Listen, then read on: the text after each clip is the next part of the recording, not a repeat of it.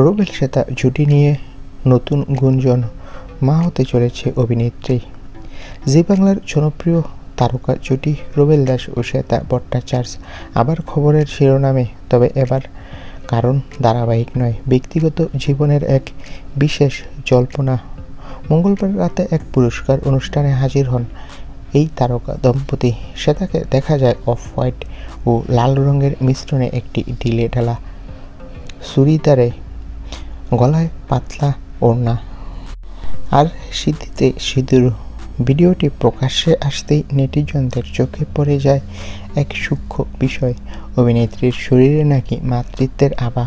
কেউ লিখেছে ওর মুখে সেই বিশেষ উজ্জ্বলতা দেখা যাচ্ছে, আবার কেউ কেউ সরাসরি মন্তব্য করেছে শ্বেতা মা হতে চলেছে হয়তো।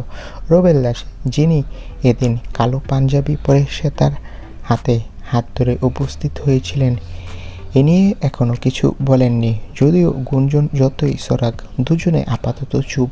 তবে টলিপাড়া কিন্তু নিশ্চিত, যদি খবরটা সত্যি হয় তাহলে এটাই হবে বছরের সবচেয়ে বড় হ্যাপি নিউজ রুবেল শ্বেতা ভক্তদের জন্য। তো বন্ধুরা, তোমরা কি বলো এ বিষয়ে কমেন্ট করে জানাও। ধন্যবাদ।